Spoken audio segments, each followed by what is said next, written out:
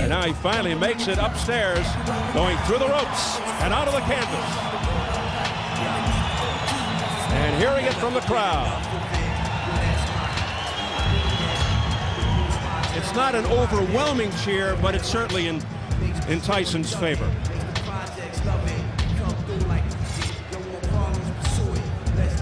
And we are set for the tail of the tape. At 34, Norris, 15 months older than Tyson, both under 6 feet, almost eye to eye. That's rare for both. At 218, Norris is 3 pounds below his heaviest ever. Tyson exactly where he was his last fight, and a slight 1-inch reach advantage. Tyson, key rules: no standing 8 count, no 3 knockdown. A fighter cannot be saved by the bell in any round. No contest before the end of the 4th. They go to the cards if an accidental headbutt occurs after the end of round 4. So here at the MGM Grand Garden in Las Vegas, Nevada, we are getting ready for the main event. Another comeback fight for Mike Tyson as he faces Orlin Norris. The official introductions from our ring announcer, the classy Jimmy Lennon Jr.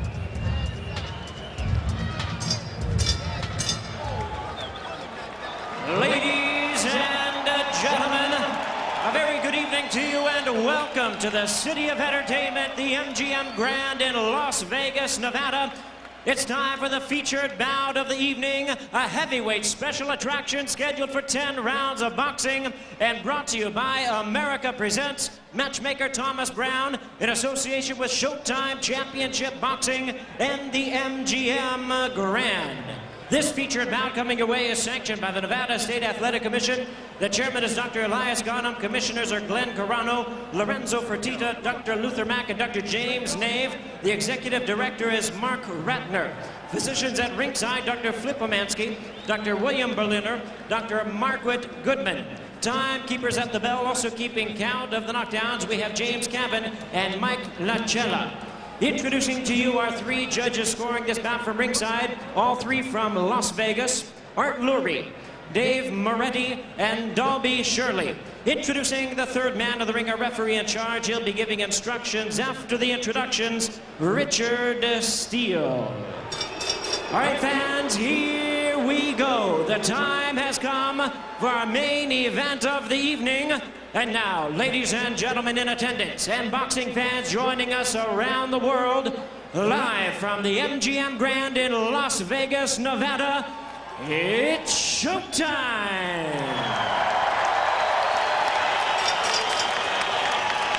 Introducing to you first on my right, fighting out of the blue corner, wearing gray trunks with black trim, fighting out of San Diego, California by way of Lubbock, Texas. He weighed in at a ready 218 pounds. His record stands at 50 wins, 5 losses, 1 no decision, with 27 wins coming by way of knockout. Please welcome the former WBA Cruiserweight Champion of the World, introducing Orlin Night Train Norris.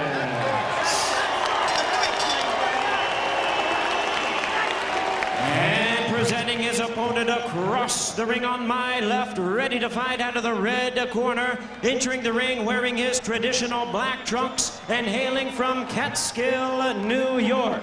He weighed in at 223 pounds. With a record of 46 wins and 3 losses, he has 40 wins coming by way of knockout.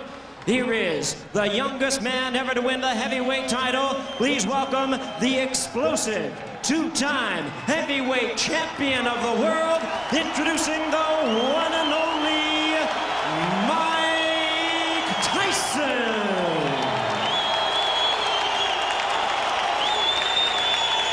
Once again, a referee in charge, Richard Steele. Okay, you guys, I spoke to you both in the dressing room. I'm cautioning again, obey my commands at all times. Keep all of your punches in front of the man. Watch the low blows. Shake hands and good luck.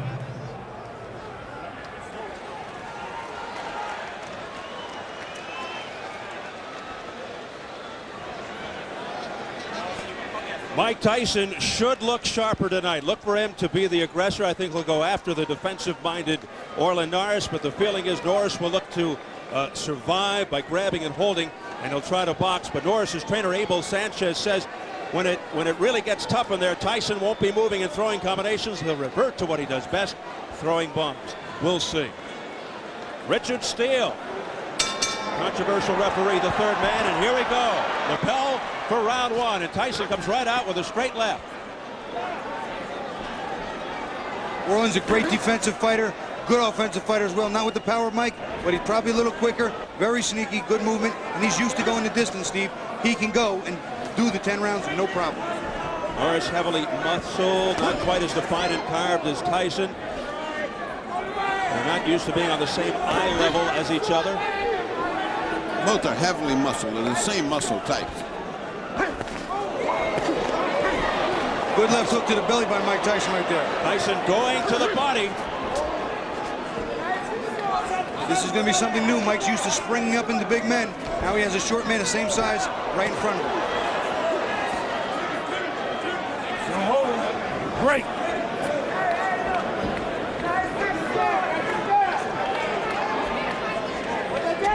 Notice right there, Orland Norris also grabbed Mike's left arm on the inside and walked him counterclockwise away from that left hook. At least Mike is trying to jab more than he did in the other fights. They've trained him to start to come in with a jab. Well, he's coming in with a jab. And Norris boxing, throwing the jab, and Keep the punches in front. Tyson holds.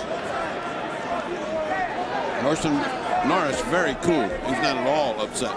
He's just boxing like he always does. Not at all intimidated by the moment. Not at all.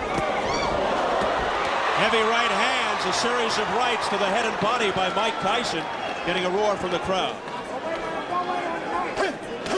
Here's that jab of Norris again. Orland still hasn't stopped and picked his spot. He's looking for the spot to get that pound of flesh. He's got to hit Mike and sting him a little so he can get some respect. Then he can implement his game plan much easier.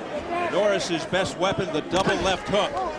There's a straight left hand there by Mike Tyson, and then he follows it up with a combination and a right uppercut.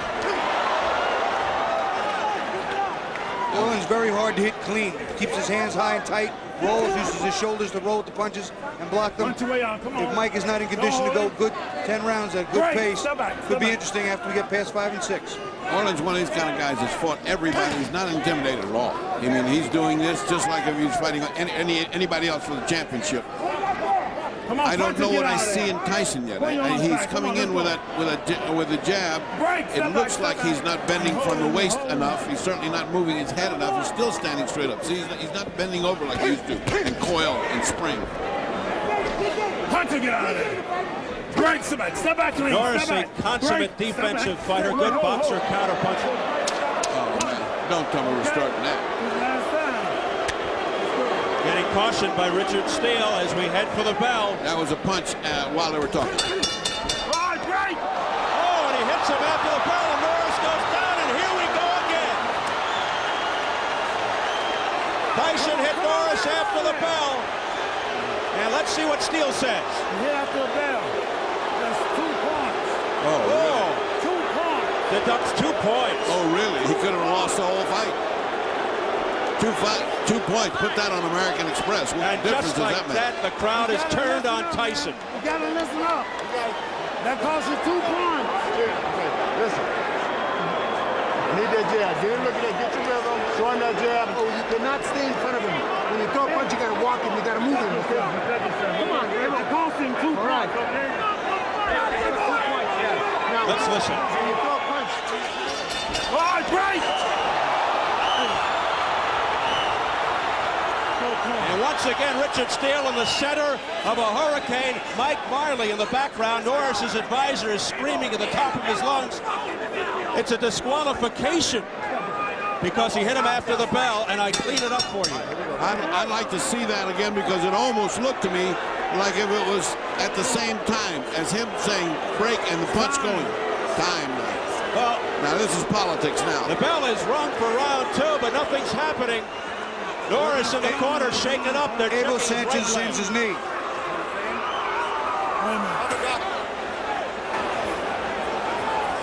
He's looking at his leg. He's saying his knee is hurting him. This is about a knee. This is not about anything else. It's the right knee of Norris. Unbelievable. This is not about his head. Dr. Flip Pomansky, the man with the goatee.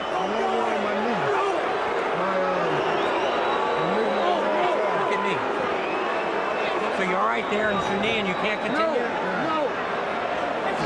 That's it. His knee. He can't continue. His head, and he cannot continue. Oh, man. Can't make him continue. You know what? I This can't reminds make me. him continue.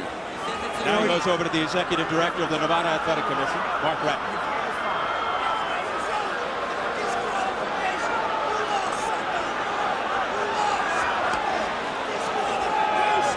Can you believe this after one round? I can believe anything in Tyson land. It doesn't seem like we're ever going to have a normal fight. There's Elias Ghanem Boy, somebody's mad as heck. from the Nevada Athletic Commission. They're conferring with all of the guys there now. Why would a blow on the head hurt your knee? I mean, you know, what?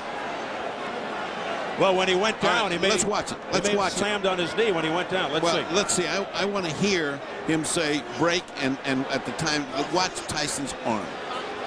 Now, here he is. See? Oh, it he buckled. folded. Yeah. You could see his leg buckled as he went down. I'll tell you what, though, I'd like to see it at regular speed with the sound, because I think you hit him on the bell, right on the bell. That's the way I see it, brother. I think that was a simultaneous thing, just as it was happening. Here comes Mark Ratner. Let's listen.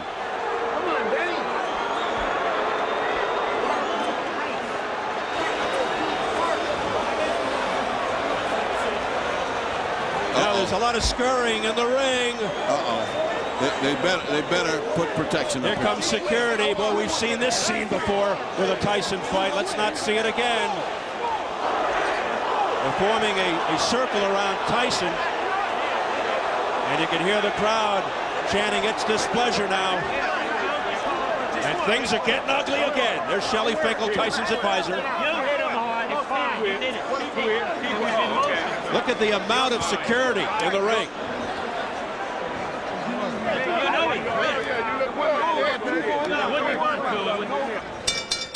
Ladies and gentlemen, your attention please. This bout has been stopped after round number 1 due to an accidental foul which occurred after the bell rang. This bout is officially ruled at this time a no contest.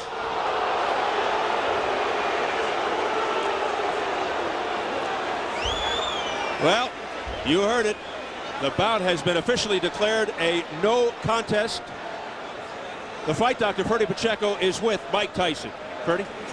All right, another night, another Tyson night. Give me your view of what happened. Did you throw the punch after you heard the bell? Well, you know, you were there, you saw it. It was simultaneous with the bell. And the punch wasn't that devastating. He could have continued. He quit on his stool, but I'll take him again in my next fight. I'll fight him right away. Well, let's fight him in December. I'd love to. All right, let me ask you something. How could a blow to the jaw hurt his knee? Listen, all right? He knew the next round I was going to put that heat on him, and he wasn't ready for that heat.